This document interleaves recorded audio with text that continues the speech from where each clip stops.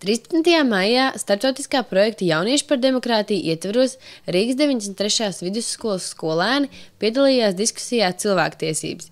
Tās mērķis bija skaidrot jauniešiem cilvēktiesību dažādos aspektus, palīdzēt izprast to, ka šīs tiesību normas attiecas uz ikvienu sabiedrības pārstāvi, arī uz pašiem jauniešiem.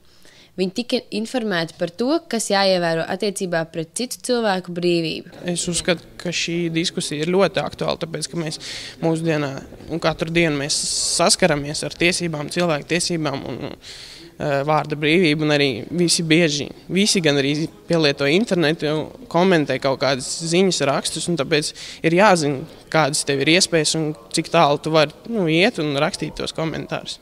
Pasākuma pirmajā daļā Latvijas cilvēktiesību centra pārstāvis Kaspars Zālītis dalījās savā pieredzē. Viņš uzdodot jautājumus, raisīja aizdomāties par cilvēktiesību jautājumiem, skaidroja, kas ir un kas nav cilvēktiesības. Vai cilvēktiesību ievērošana tas ir? Mēs atrodamies skolā, un cilvēkiem tiek dot iespēju mācīties. Mēs piepildam tiesības uz izglītību. Bet jāatcerās, ka tikpat daudz jauniešu, kuriem nav iespējas apmeklēt šo skolu.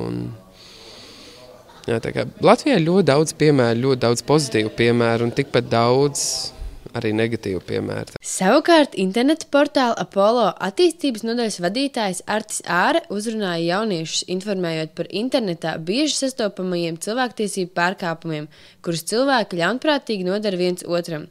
Viņš lika aizdomāties arī par to, ka praktiski ik viens sociālo portālu lietotājs kādreiz ir pārkāpis cilvēktiesības. Mans mērķis bija pastāstīt vairāk cilvēkiem, ka komentēt internetā var, ka tas ir ļoti forši, bet arī painformēt, ka ir tāda lieta kā policija, kas pieskata cilvēkus, kas pārkāp kaut kādas vispār pieņemamās robežas un kas iekāp jau, aiz sarkanās līnijas. Es gribēju vairāk informēt, lai viņi uzmanās, ja viņi kaut ko runā, lai viņi atbild par saviem vārdiem. Diskusijas otrajā daļā jauniešiem bija jādarbojas sadaloties grupās. Grupām tika piedāvātas situācijas, kuras vajadzēja analizēt un noteikt, vai ir pārkāptas cilvēktiesības. Un ja ir, tad noteikt, kas tieši tiek pārkāpts un kas būtu jādara attiecīgajā situācijā.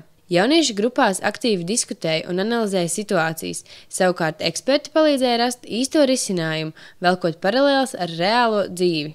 Eksperts es vērtēju diezgan profesionāli, jo viņi plaši varēja izstāstīt savu doto tēmu un ieinteresēt arī klausītājus. Vislabāk esot paticis tas, ka paši varēja izteikties un pastāstīt par to, ko izjutuši, kad viņu cilvēktiesības tikušas pārkāptas. Santa Bērziņa, Olga Fedjuhina, projektam Jaunieši par demokrātiju.